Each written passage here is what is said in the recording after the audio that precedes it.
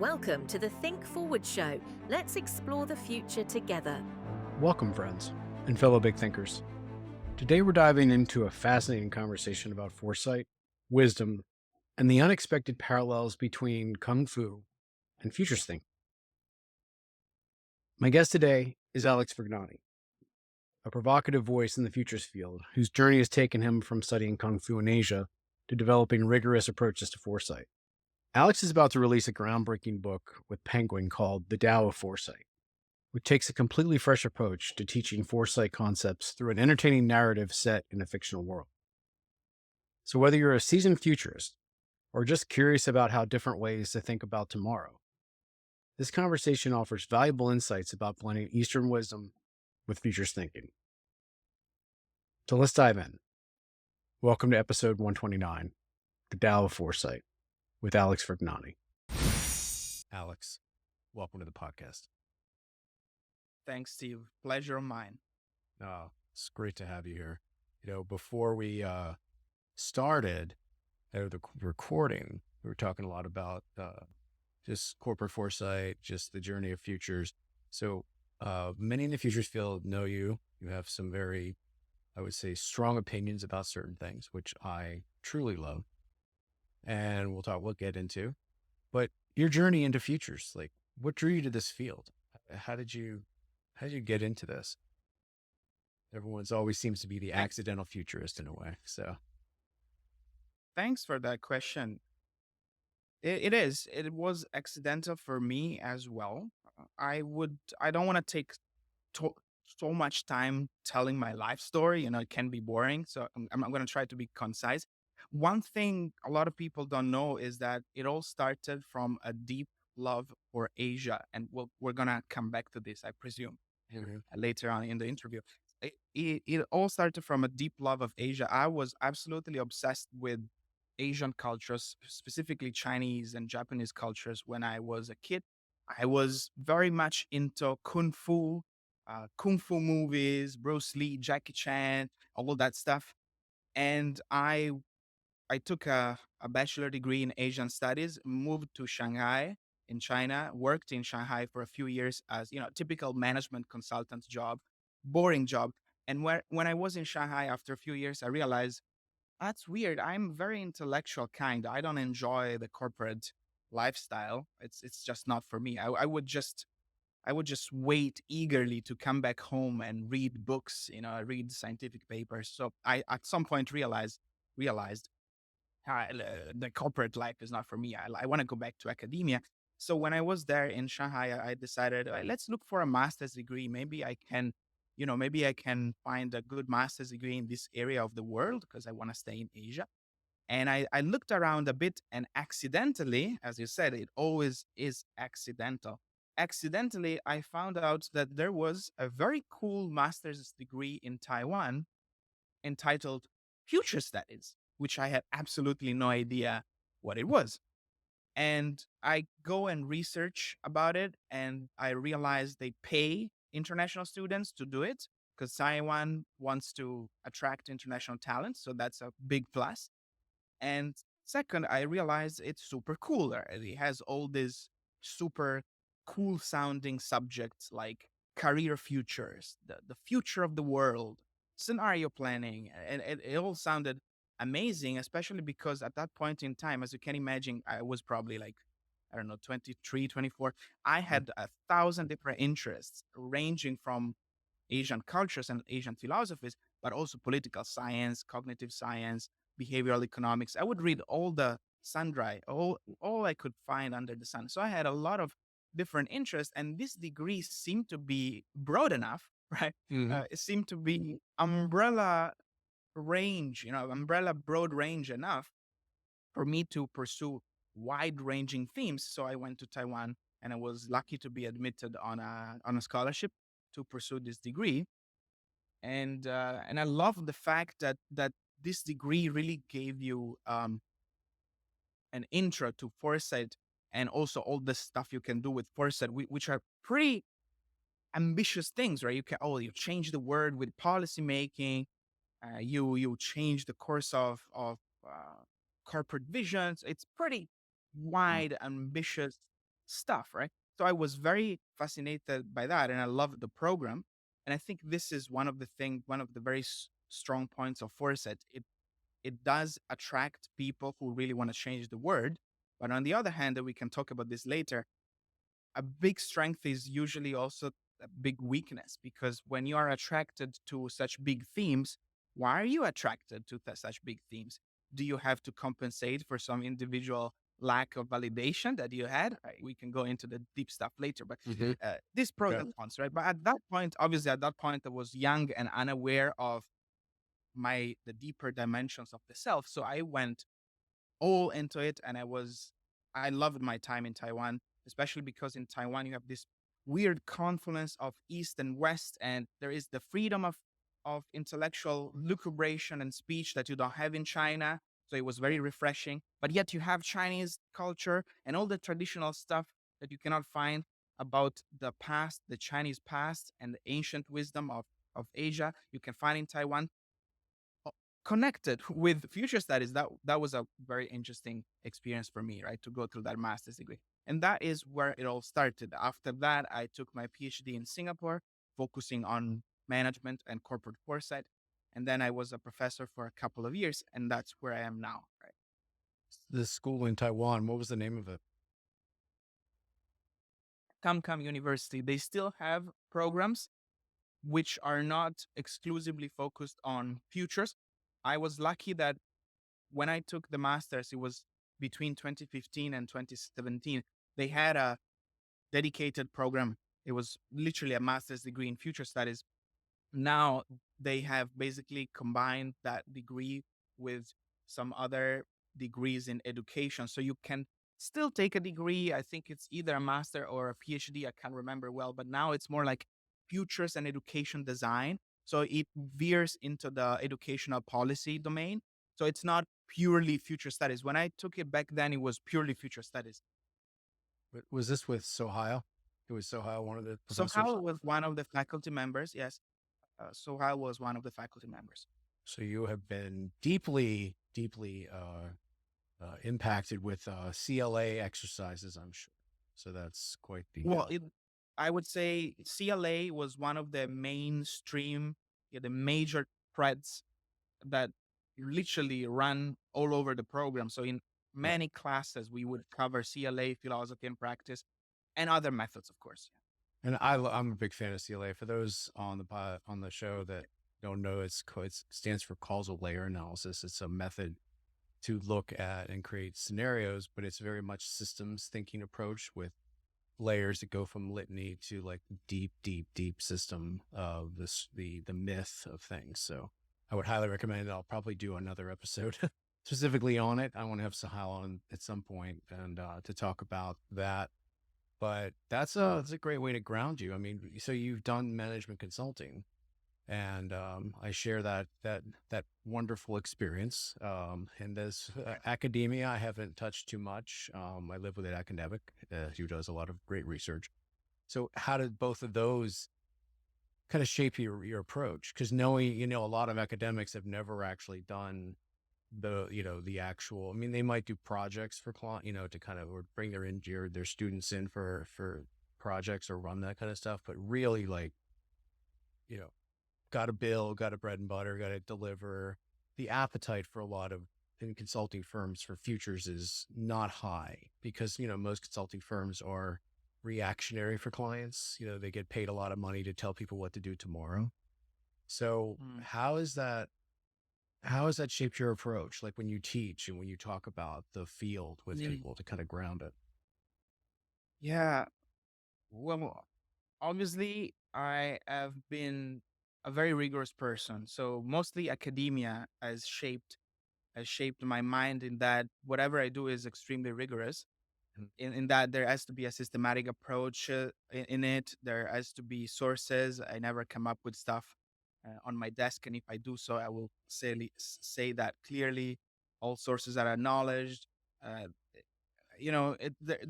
there must be a foundation to what I do. So I think academia has shaped uh, my practice in the rigor of it.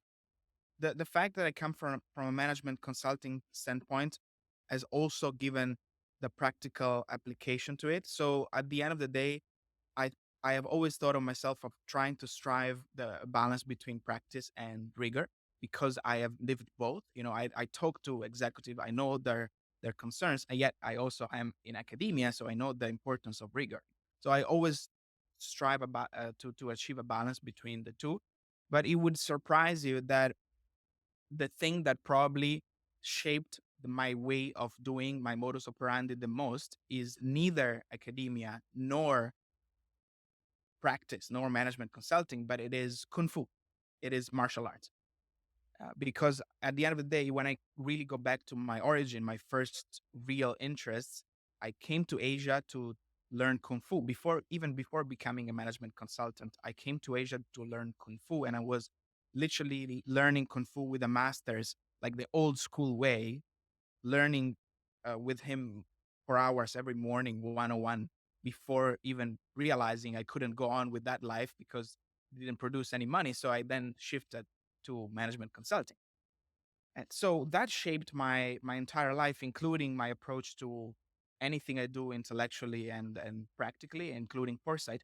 In that I am extremely serious about what I do. I don't know if you ever had a glimpse of a very solid kung fu practice, which means that even before fighting, you need to get immersed in the fundamentals for years. Basically, you need to learn stances and punches, and you cannot even start practicing with an opponent probably not in the first 2 or 3 years. You just got to be very serious about your commitment and the fundamentals, and that is a very disciplined, serious approach. So in everything I do, I take things extremely seriously, and that is probably the thing that has shaped my approach to foresight the most. And that is also one of the reasons why I have been a provocateur, so to speak, because I take the field so seriously and I question every single thing. And I have been getting irritated, by non serious approaches. That is, if you want to dig deep in why am I a provocateur, why am I steering debates in the reason, rationale, and mode of practice of the field? Well, it's because I have this very martial approach to things, if you wish. So I think things like if I see a document that is not properly attributed, or a process that is not systematic, or anything that has not any foundations, because we have strong foundations in martial arts, right? Then I Mhm. question that, right? Right. And just to go back, so with Kung Fu, I practice yoga. They're all practices. There's a discipline to it. There's a rigor to Yeah, it, right? Like you're never yeah, perfect. There's a never perfection, or you're in, yeah, you're done, right? It's always a exactly. constant practice, right? And, the speed in which you do yoga is obviously faster than with Kung Fu, but to draw Mhm, parallels and the rigor, there is a mhm. rigor to the foundations of foresight and, futures work, but it needs to be open. You need to learn the basics. And this is why I think a lot of people that Yeah. just call themselves futurists, why you had there's a famous article, he used a provocative word about I would just call it, I use the term fake futurist. So there are people Hmm. who use the term, but it's like, yes, you actually have to do the tools and the methods. Yeah. Joe Lepore and I were talking about this on her episode about, oh, I actually have to. There's things I do, but it's not one size fits all. And I think with Kung Fu, and please correct me if I'm wrong here, is that you study the years of the foundation so that there is there's a muscle memory and a natural flow to that. And then when Hmm. you learn to strike and do the other things, you have to improvise and obviously react to your opponent, but at the same time it becomes very natural because you don't have to think too many things, much like in a foresight project or innovation project or any kind of, not everything is this, you don't do the same thing every single time. You have to, if it's interviews, but whatever it is. I think one of the funny, if I remember correctly, correct me if I'm wrong, is that you wrote a paper about, I don't know what, I cannot remember the topic. I should have had my titles here. My wife would be impressed if I had all the research notations. But there was somebody that commented that disagreed with you, and I think you wrote a paper to counter his argument. Yeah. Because that, I don't know how much, that's almost like, it's like academic street fighting. It's like, it's, that's the equivalent of a recess yard, like battle, like after school, like, let's go out in the Yeah. back and yeah. So where did that, like, tell us, can you, that, I think I found that, and it was awesome because you kind of took it to the place where it's not like you're just gonna be on a spout on social media and have a Twitter fight. You actually were like, to your point about rigor, you put it to the actual research, if you'd like to go into it, I found that a really great example. I've never seen that, but it goes to your point about rigor and the academic part. I thought it was just awesome. So Yeah. It does happen in academia, actually.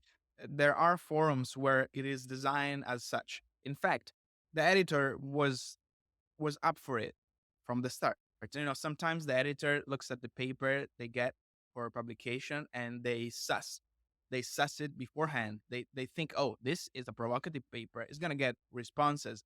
And by the way, if you want to reply to the responses, that'd be fun because at the end of the day, that's also entertaining for the audience, right? They see the boxing match going on, as you say. So yeah, it was designed actually. It was designed from the start. Yeah. that's great. Well, this is a great example. And, at the Dubai Future Forum, I watched a video of you and I encourage others to watch it. And one of the things that my work is to try and really, even though this field has been around for 50, 60 years, it really hasn't been standardized as like a real field with roles and structure. And, in your work in corporate foresight and organizational foresight, what do you think the field, what do you think that we can do to better establish this, like with credibility, standards, models, mature, like what do you think needs to be there in order for it? Because it can live or die in the wrong or the right part of an organization too. It's Yeah. like, how does it get, Yeah. brought in when you've seen? If you asked me this question a year or two ago, I would go into the details of what are all the things that we need to do, including, very importantly, facilitation. You need to have some skills of facilitation. You cannot just be dumped in a room and start facilitating. It's not something you learn by teaching yourself. And you need to be aware of the literature and all that stuff. So I would go into great details into that. But if you ask me now, because I have taken a very Zen approach to the whole thing and I'm much more laid back now, and I tend to, I tend to silence my rigor part because my rigor part of the self tends to be very bitter when rigor is not there in others' work. So that is obviously advantageous in that I see the weaknesses and the strengths, but it can be also a lot of bad energy, right? Because it's always about, oh, why are they not getting it? It's like the bitterness is always there. So now I'm taking more of a Zen approach, more laid back about all things. And my reply now is, we just need to distinguish between futurism and foresight. That would be a great start because standardizing is actually far away. Like we can't even distinguish between what futurism is and foresight is. How can we even talk about standardization? So my answer to that question is let's try to work on a basic, this is a very 101, 101 concept, which is basic common understanding of there is a difference between foresight, which is a systematic approach to the futures and using the futures to take better decisions in the present, and futurism, which is speculation, not systematic. Maybe there's a bit of science fiction there. Futurism is just another animal, right? And now there is not such a distinction. People do foresight and call themselves futurists, which, in my opinion, recalls futurism more than foresight. A lot of people do futurism and then they call themselves foresight practitioners.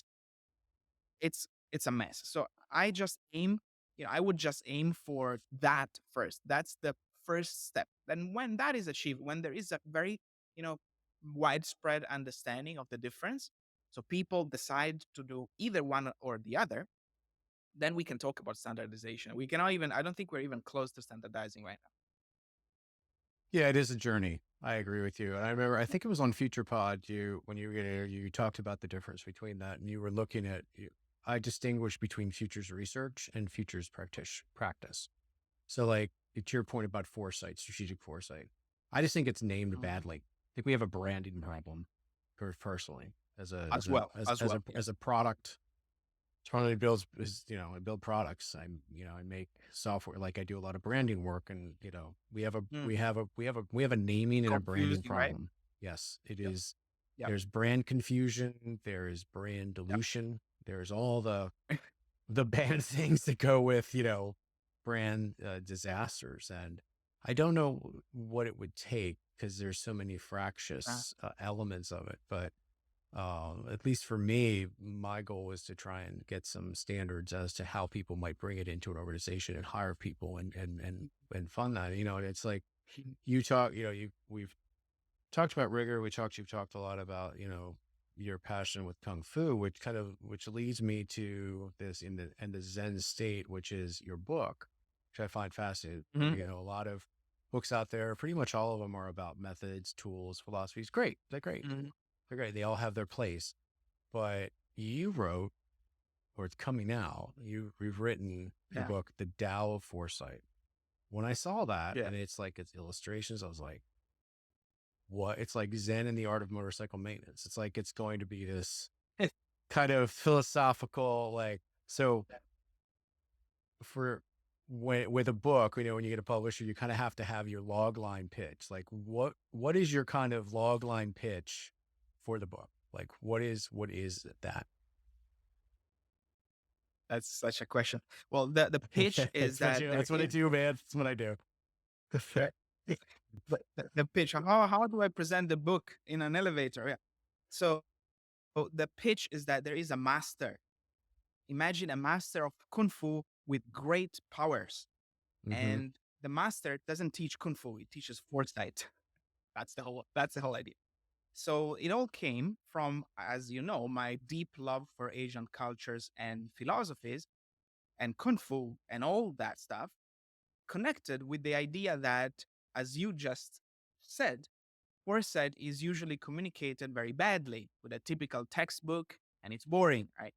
So, if you take these two ingredients together, hey, I really love Asian stuff, Asian cultures, Kung Fu, martial arts, and B, foresight is so boring to read, there is no exciting book. How about combining the two? How about writing a book that is an edutainment novel, which is memorable, which is fun, which is entertaining, using the archetype of a master of Kung Fu and a student, but instead the master of Kung Fu, he has some great superpowers, but they're not Kung Fu related. Actually, what he teaches, is Kung Fu style, is not, Tai Chi or Hungar or Wing Chun, is foresight. So that's the idea, right? And actually, you would think, how in the world did you make the connection? These two things are completely different. What is the parallelism? What is the commonality there? Actually, it turns out, and this I learned after a long time. I realized after a long time, the two things are very much connected. No wonder I've been interested in both, because they have a very strong connection. And obviously, this connection can be declined in many layers, but to summarize, to get to the point, they're all about managing uncertainty. Think about it. When you are fighting an opponent, you are in one of the most uncertain states you could be. You're literally facing death, right? So, how do you manage that uncertainty? You need to have a system, and that system is a fighting style or a fighting technique, a set of fighting techniques. That's in martial arts. When you're practicing foresight as a leader of an organization, you are in an extremely uncertain environment where your organization could go bust literally in 1 year if you don't take the right decisions. So how do we decide so that the organization survives and thrives? Well, you need to have a system, and that system has also tools and techniques. They're not punches, they're not kicks. There are they are different. There are scenario planning, there are horizon scanning, and so on. So there is a very strong commonality. And by digging deep into that commonality, the book idea came about. So there's characters, two characters, Chigo, Mhm. and Master Fu. Jigo. Yeah. Mas- So how they how do they convey, like you talked about this, like conveying the principles? Like do you walk, is the student kind of starting on the path? Is that kind of like their Yeah, initial, okay. Is there like a hero's journey in this? Is there like, what is the it journey is. that they take? It Okay. is.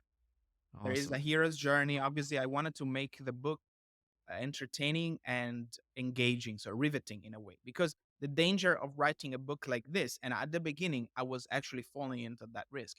The danger of writing a book like this is it's going to be separate chapters. In each chapter, there is a dialogue between master and student, and the master teaches the student a principle of foresight using Asian wisdom, and that's it. That's interesting, but there is no pressure, there is no interest or you know, push for the reader to go on because there is no narrative. So then later on, when I was writing the book, I realized, okay, I need to create a narrative. So then I went and built plot, a hero's journey. So the journey starts with the student, the disciple. He's got a problem. He needs to save his village in danger and he needs to find help. And so he goes up to the mountain to find masters to help him out, to learn some practice to help him out, to save his village in danger. And he goes and finds Master Fu. And then he starts learning the techniques of foresight through 12 chapters, including the epilogues and the introduction, I think, 12 or 13 chapters. He learns all the techniques of foresight. In every chapter, he learns a new technique. But this occurs while going on a hero's journey. So he has a lot of obstacles he goes through. You know, there is an evil villain who is trying to get the foresight knowledge and use it for some unscrupulous intent. So he has to prevent that from happening. And the villain has sort of a right man who is a kung fu fighter that he needs to fight. And so there are many different fights over the course of the book, and he will enroll some help. So he will enroll some bandit or another master of kung fu who turns out he teaches science fiction prototyping to get the help he needs to solve the riddle, so to speak, and eventually crack the wisdom of foresight, but also save his village with it. That's the whole idea. I love that. It reminds me of, so this absolutely could be translated to a children's book. In, Totally, and it was designed as something that can be transformed into different media, especially a film or a playbook or a cartoon. In fact, the next step for me is to try to pitch it to Disney to make a movie out of it, or for example, to translate it into a storybook. Mhm. So there are different media where you can, you know, a manga, for example, you can represent it. So yeah, you're totally on spot on. I think that you could also, if you haven't talked to Peter Bishop over at Teach the Future, For example, you could do that. Yeah. yeah, like that, this would be a great book, core curriculum for like to do for That's teenagers or kids, like to get the kind of it, make it accessible, right? Instead of the actual and the things 100%. beyond that. Um, But I want to it's clarify one thing. yeah, The please. book is obviously very amenable to be read by young people because there's this very engaging narrative. You know, the typical 21 years old or even 15 years old would not pick a foresight textbook if he No, goes in a bookstore, but he would pick the Tao of Foresight, which is such an interesting, you know, a novel. So that's for sure. But the book is also designed for adults because it depends on which stage of life you read it, you will get what you need. Because the fact that the book uses quotes of wisdom from Taoism, Zen Buddhism, and Confucianism makes a lot of the learnings of the students quite deep. So actually it's about mindset, it's about mindfulness, it's about philosophy. The essence of practice is about reaching one limit, is about finding purpose. So it's a book that it will give you what you need at whatever stage of life you are. If you are a 15 years old, what you get out of it is probably the engaging narrative. If you are 45, what you get out of it, oh, these are interesting quotes about what is the meaning of life. What is the practice you will focus your life to implore yourself, sorry, that you will focus your life on to know yourself better. So there are different levels you can take the book. It's a bit like Siddhartha, so to speak. Right? Well, I keep thinking there's a couple things. If Mm. I was in a pitch meeting with this, would be one, you'd want to make this a series because this is volume one. Like it's the journey, the hero's journey to learn that. You could continue the story as they maybe go through to other villages or other Yeah. places and learn and apply what they've learned. So there's volume 2, 3, 4. I mean, this could be a ongoing series, right? So that's where also the pitch with Disney, like it's not just like one, like you could do it as a movie, absolutely. You could do it as a series, ongoing. Series 1 is the journey, and each book could be a season. But it creates accessibility. I think of really good books like History Revealed, or there's Hidden History. Then there's the I Survived books. There's ones for kids, like the kids that survived disasters, and it just gets it accessible to like what happens in those situations. And did you find a publisher for this? Did you pitch that, or is this your self-publishing? How are you going through that? What's the plan for this? Like, is there a publisher that's helping you, or what are you doing with that? Yeah, I was very lucky to be published with Penguin. So it's gonna be published with Penguin in the next few months, and it obviously is a very rigorous process, and they go through very rigorous structural editing, then copy editing, then typesetting. So I'm very happy they're really helping to solidify the narrative, and that will probably take a few more months. So I think at some point in spring 2025, it will be published. I hope to have a precise date, soon.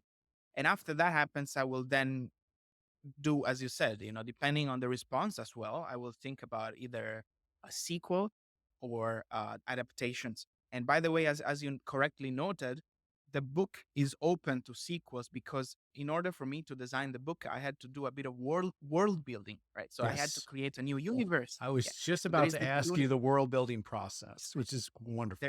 There is actually a very deep. There was a very deep world building process. So I had to create a new world, which is called the land of Pangu. By the way, there's this Chinese symbology there, because Pangu in Chinese mythology is the creator of all things. So it's like it's a demigod, as a creator. Right? And so in this land, there are 3 villages. One is the village where the kid is born, and that is the village in danger. Then there is another village, which is the village state that, as a boss or an evil villain that is trying to get to the Dao of Foresight, and use that knowledge or wisdom for evil purposes. And then is another village state, which is mentioned in the book, but is not completely elaborated. So there is room for the sequel to happen in that third part of the land of Pangu. So there was a design in this, as you will see when you read it. So your process to kind of close the loop on the Tao of Foresight, at least for now, a to be continued. But did you use CLA? Did you use other methods? How did you what was your process to do world building? Like when you thought of the greater macro level, then you created the islands. Just tell me, I don't want to afraid of me kind of infuse anything. I would love for the audience to understand, because that is such a key part of being a futurist. You can just generate a scenario. You have to do some world building of any stage in order to communicate. My favorite part is design fiction. So I have to create the people of the future. So there's an inhabited, they inhabit that. You just can't just inhabit a scenario, you inhabit the world. So like for you, what was that process? How did that go? Like, where did you start? What did you do? Are you an artist? Did you journal? Like, what was that? Thanks for that question. It was a messy process, because I've never done it. Messy. So I started writing the book with an outline of the plot. And I wrote the first 2 chapters. And I actually think this is a good process because the outline of the plot cannot be perfect until you start writing it.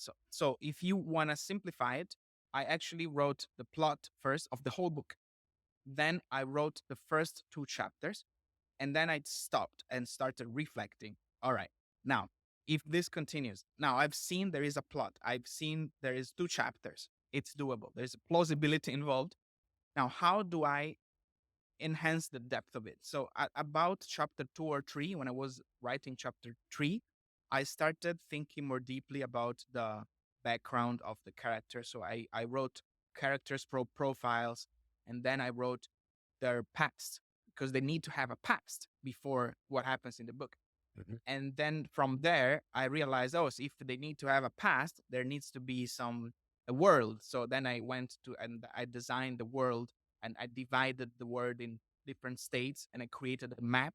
In fact, the first thing you will see when you open the book is the map of the land of Bango, of the fictional land where this happens. It's Awesome. a bit of a treasure hunt feel. That's great. So from there, I stopped, and then I It's kept kind of like writing opening until middle. It's like opening Lord of the Rings and seeing yeah, the map of Middle Earth. yes, Yes, yes, yes. yes.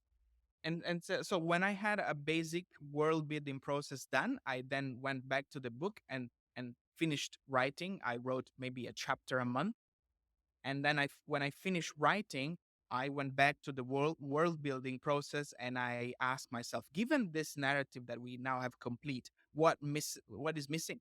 So maybe there was, some events that were missing that I had to add here and there, or maybe some features of the characters were not emphasized enough. I need to exaggerate them a bit to make them more on point. Maybe this needs to be a bit more villain, a bit more evil.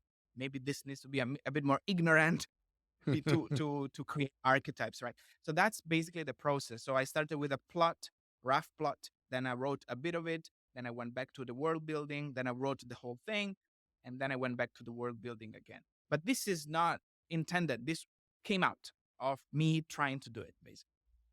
But you now have a foundation in which, I see such a rich universe. Harry Potter, Star Wars. I mean, anything that has a greatness attached to it has a universe, has a world building. It says has been built for that. This is kind of, this is such an exciting, I cannot wait to read this book. And I can't wait for my son, get my son to read it. And I think it's just going to be a core part of any foresight curriculum. I just see it because it's just an accessible way to kind of, especially the one-on-one classes, right? It's like you want to get people just to have some fun, right? Instead of just the rigor of it. Yeah. Right? You want to enjoy.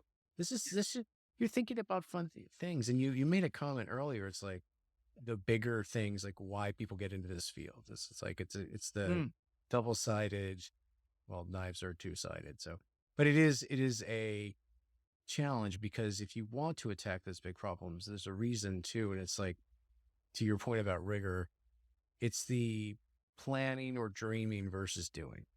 So very much about the execution. I think that's why I gravitate toward the design futures, the backcasting, like the putting the things into action, bringing the people who really are about the present. And it's like, there is a challenge with, I call the tyranny of the present, because people can't even extrapolate. Like if you think of like, I collect futures cards, and I think of stuff from like the 1930s about the future, or like different. Oh, interesting. Oh, and you see things, there's like a video phone, or I always use the Blade Runner example. It's like he has a video phone, but he has to go to a phone booth, right? It's like, it's the tyranny of the present, right? And a lot of people are afraid.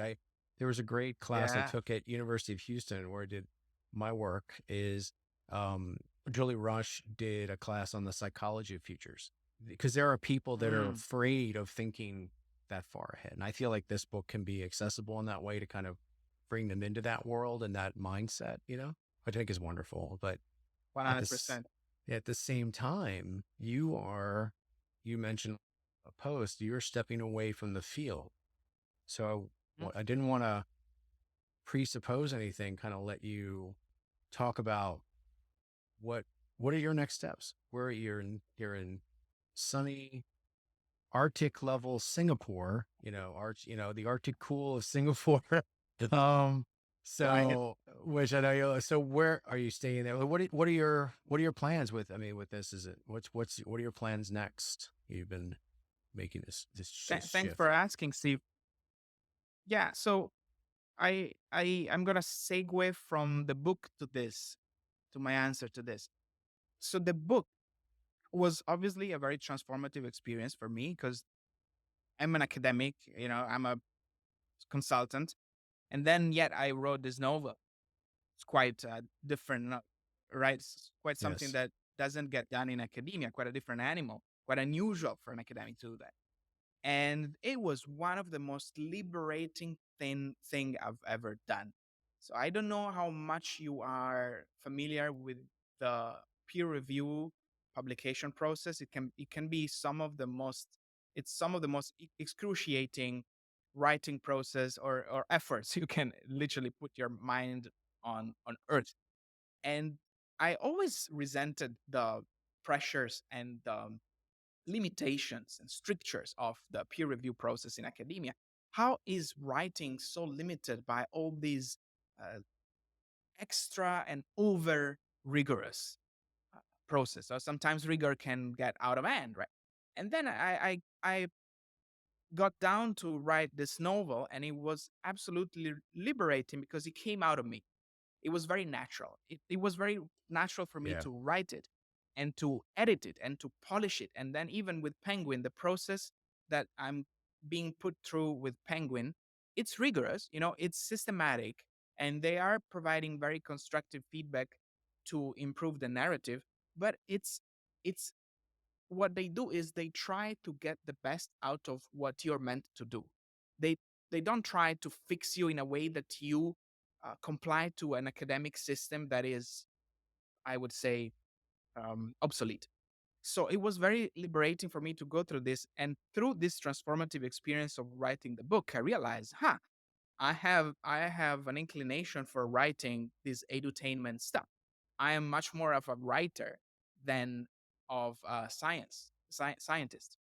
So I decided that I had to continue doing that. Literally, after this experience, I cannot go back to writing normal scientific articles. Obviously, if for my job as a professor, I need to write a scientific paper here and there every few years to check the box of tenure. Okay, that could be done, but that's not my main thing. I realized my main thing, my main calling, is to write these edutainment stories to bring the wisdom of the East, to bring the wisdom of Asia, wisdom of foresight, the wisdom of disciplines that I care about to the to a large audience using some fun methodology, some fun medium of communication. So I will continue. I will continue to write uh, edutainment novels like this, and I'm already writing a second novel actually, which is very similar to the first. It's not a sequel to the Tao of Foresight. This is another novel which actually talks about very deep wisdom, very deep stuff, just like the Tao of Foresight, but in this case, it's about finding meaning and one's purpose. And it does so through a story of another boy who goes through very interesting experience in China. So it's more of a current event sort of novel. So I will keep on doing these things. And if that includes a sequel or adaptations of the Tao of Foresight at some point in the future, all the better. But my focus has shifted from foresight to being a communicator of wisdom, so to speak. Communicator of wisdom. So you still will teach. Yeah, obviously you have you're gainfully employed. It's hard to get those jobs and keep, and you've achieved a lot through that. But it seems like you've made uh new space, and the ratio of which you'll focus is definitely changed. Yes. So there, yeah. So you and I still can be provocative about foresight, but still to your point, you found a Yeah. beautiful space. I share that. I write science fiction, and I think that's in the end state what I'll do as well. So I share that kind of pull, and I greatly admire you for kind of taking that leap. And you have a really unique perspective. Looking, it'll be 20. This will come out early part of 2020. and as we're Mm, not going to be yeah. inundated with these horrible prediction blog posts. But let's just take the field. Like, let's look at Mm. the next decade, though. Put our futurist hat on. Where do you think we're headed, though, with the field in general, as you see it, as you've seen it change? And I think we've seen a more change in the last 5 years than we did in the previous like 15. So, Mm. but I'm curious to get your thoughts on that. Like, So I'm happy for this question. I don't know if you're gonna be surprised by the answer, but my answer usually to this kind of questions is if if I comply to the tenets of foresight, I can't reply ah, because replying now that's the Alex answer I replying is expected. required. That was a tricky question, but I didn't fall into the trick. So some people do reply. I do acknowledge that some people fall into the temptation of replying, which is a very strong temptation. But I don't. I don't because, again, going back to rigor, but not over rigor. There is one thing that is has to be respected, which is we cannot know the future, and any projection about the future is an attempt to conquer it. So if I answer the question and say what I believe, which is probably biased and opinion driven, based on the events I attended, based on my background, if I answer that question, some of the listeners will be in turn skewed by my biased experience. And so I am not paying any justice to the systematic nature of foresight, which would be I'm not going to reply the question. I'm going to conduct a rigorous scenario planning approach to look at all the possible futures of the field and then go back to the present with some insights, not probabilities, with some insights that drive my decisions right now, regardless of likelihood and probability, right? So that's my answer to that question. I think that question cannot be can answered by anybody who claims to be somebody who is solid about the foundations of foresight. And by the way, this question will come back in the book, and the master will chide the student for replying this question. I said, "What are you doing? I'm gonna hit your head with a stick if you try to answer a prediction question. You can't." In a very Zen fashion. I would expect nothing less. It wasn't meant to be a trick question, but I love your answer. And I will say, in pure futurist consulting sense, it depends because Mm, there are many possible futures, right. right? And also it So, depends who you are, right? We depending on the absolutely, stakeholder you're absolutely. responding to, or the resources and capability of your organization, what you need to pay attention to, and what is your future, right? Different futures for different is different. So it's very complex. No, it's great. It's a great answer. So we talked about. Hold on a sec. No problem.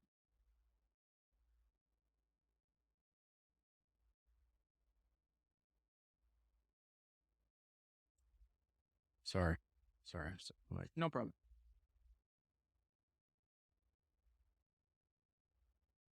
all right. My wife's putting my son. I'll just cut all this. Okay. Yeah. So yeah, because um, you know, let's flip that then. For those Mm, coming into the field, mm, what would you give advice on just entering this? They found this, they realized that not mm, just calling themselves a futurist, but they actually have to do things to become a future. mm. Like they have to learn, they have Okay. to study. Right? Cool. Obviously, starting with reading your book. That's a great piece of advice I'd give them. But what um what advice would you give them? I would say I don't have advice because all the advice I was ever given has turned out to be horrible. So I don't have advice. I can share my story, and you are free to pick anything or nothing out of it that is useful or nonsense. But the only thing I can say is I think it's very important to know why you're doing it. Why are you doing it? And by why, I mean to investigate deeply into the different layers of reasons of why you're drawn to the field. because this is a field, as I was discussing with some major experts that were asking me and concerned about my reason to leave. Why are you leaving? So I was discussing them. The reason of leaving for me are entirely personal. There is nothing about the field that made me leave. The reason is I realized this is not my calling in life. But there are things about the field that sped up, they made that decision quicker. And some of those reasons that made my decision quicker are that the field is in a deep state of trauma. It's in a huge psychological trauma. It's collective trauma of not knowing its position in the world and not wanting to discuss it. Right. Possibly because it self-select people, because you don't need a degree, you don't need credentials to be a futurist or a foresight practitioner, however you want to call it. So because of that, I guess the field is automatically selecting people who are drawn into the self-taught domain. And because of that, what kind of people are we driving in, right? Maybe those are the people who want to cut corners, or maybe not. But in any case, there are questions to be asked about the role of the field and why we're having the same debate about what we are and what we do. We're been having the same debate for basically 78 years. So the only thing I realized, this is again my story, take what you need out of it. Be very clear about the deep psychological reasons why you are doing this. For what? For whom? And everything. Yeah. Yeah, that's great. What are you driven by? It's a great answer. Right. The field will change. So as we kind of get toward our kind of wrapping things up, when you're starting this, you started your career. I mean, you're giving this really good perspective and advice to people like why. What do you wish you knew at the beginning of this? Like if somebody had told you, Yeah. Yeah, I wish I knew why I was getting into it. Going back to the first question you asked me, when I first got into it, I thought this would be my calling because it was so wide ranging and so ambitious. And it turned out that actually the ambition of being so wide ranging and talking about these big themes. With foresight, you talk about climate change, change the world, change the mindset of people, change the vision of a country, change the narrative of the globe, basically. These are very ambitious themes, but why are you doing such ambitious themes? Why are you focusing on such ambitious themes? In my case, I was overcompensating a guilt, a shame of not having shown myself I was smart enough. My mother never told me I'm smart. I had to prove myself. I needed the validation to show myself I was smart. So the whole idea of pursuing a very ambitious field that can help you change the world, for me, actually, and I didn't know at that time, was just a cover up to validate my intelligence, because it's much better to tell yourself you are pursuing great things rather than being ashamed at the fact you didn't have a validation, and so you're doubting your own intelligence. So then I went through that process and I realized I don't need to prove myself I'm smart. Okay, that now let's focus on what I love to do. And then the Dao foresight came up. So now I know what I am and what I love to do. I don't need to impress some executives in a room. In fact, I don't want to do any more workshops around the world and visit a lot of corporate offices. I'd rather talk to people about real things. Visit people, not offices. Visit places, not in there. Yeah. And so that's me. Conversations just like you and I are having. This is the best part. Yeah, not like what's the value chain of your company? Tell me what have all this is very dry, and it always, well, not always, but very often covers up some deeper fears and trauma about the way we manage the future. So I might still talk about the way we manage the future, the way we manage uncertainty in my YouTube videos or in my novels in the future, but I will not take any more, scenario planning workshops or projects. I think you can be the mindset futurist, because I think the thing is futurists think in different ways. There's a lot of different ways people approach it, and the way that their thinking modes are. People have, you said it attracts a lot of different, like self-taught. I was self-taught for a long time, a lot of books, but I also went and did the formal academic because I wanted to deepen my work and just expose myself to things that I couldn't get, any other way. So There are many different ways. Totally. yeah, I'll give you an example. I was talking with a friend who is also in foresight just a few weeks ago about my decision to leave the field. And it's very difficult usually to describe what you're going through when you go through career transitions. So I was trying to put this in words and telling him, I wanted to take a step back and maybe write novels. And maybe in the future, I will still be involved in foresight, but in a different way. And so he said, "Oh, I know what you want to do. You want to gain some fame with your books so that eventually you will be hired back by the CEO of McKinsey to be his personal foresight assistant." And then I thought, oh, this is an interesting metaphor. But actually, what I'd rather do is to write a novel which does not talk about foresight, but some of the characters have a foresight mindset. And then the CEO of McKinsey is reading that novel in the toilet, on the toilet in the morning, and he likes the character in the novel. So that's that's a a different metaphor. that's a heck of an image there to have the global managing partner on the can, on the toilet, on the Yeah.